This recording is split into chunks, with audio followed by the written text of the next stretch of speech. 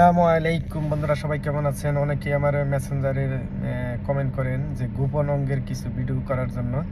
তো আপনাদের মাঝে এখন আমি কিছু গোপন অঙ্গের ভিডিওর ধারণা আপনাদেরকে দিব। তো সবাই মাইন্ড করবেন না, লাইক কমেন্ট শেয়ার করে দেবেন বেশি বেশি করে। পুরুষদের যে আমাদের অঙ্গ, পুরুষ লিঙ্গ, এটাকে বলে যুব্বি। তারপর সহবাস করাকে বলে ধূপ। তারপরে মেয়েদের যে যোনিপথ আছে ওনাকে বলে কুস। তারপরে পিছনের যে অংশটা আছে, মানে আপনার যারা বাংলায় বলি কুয়া বা ফুটকি, এটারে বলে মাকুয়া। তো আরও বিভিন্ন ধরনের ভাষা আছে, এগুলো আসলে ফেসবুকে বলাটা ঠিক হয় না।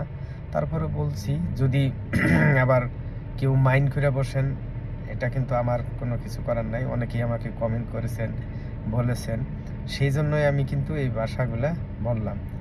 তো সবার দৃষ্টি আকর্ষণ করবেন, কেউ গালিগালাজ বা খারাপ কমেন্ট করবেন না, যেটা সৌদি আরবদের সামনে কখনোই বলবেন না। এটার অর্থটা যে এটা, ঠিক আছে? আপনারা সব সময় নিজেকে সংযুক্ত রাখবেন এবং সৌদির সামনে কখনোই এই ধরনের ভাষা আপনারা কেউ ব্যবহার করবেন না। যেমন দুগ্ধ অর্থ সহবাস করা, যুব্বি অর্থ পুরুষ লিঙ্গ, কুস অর্থ মহিলা লিঙ্গ, হালিফ অর্থ দুধ, এটা তো সবাই কমার বেশি জানেন।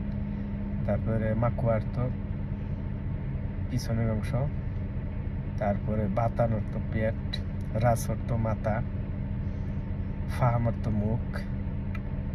তো আপনারা যারা আমার এই ভিডিওটা দেখছেন, অবশ্যই হয়তো মনে মনে ভাববেন যে একটা গালি কমেন্টস করি। না, এটা কমেন্ট করবেন না, কারণ আমাকে ফেসবুকে থেকে মেসেঞ্জারে অনেকেই নক করছে যে ভাই এই ভাষাগুলা কি, আমরা একটু কি জানতে পারি।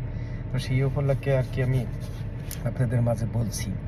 তো যদি কারো খারাপ লাগে, কেউ বাজে কমেন্ট করবেন না, সবার উদ্দেশ্যেই বলছি। কেন এটা খুবই মানে গুরুত্বপূর্ণ এই ভিডিও। সৌদির সামনে কখনো এই ভাষাগুলো আপনারা ব্যবহার করবেন না। তো ঠিক আছে, সবাই ভালো থাকবেন, লাইক কমেন্ট শেয়ার করবেন। আর আপনারা যে পরিমাণ ভালোবাসা দিচ্ছেন আমাকে,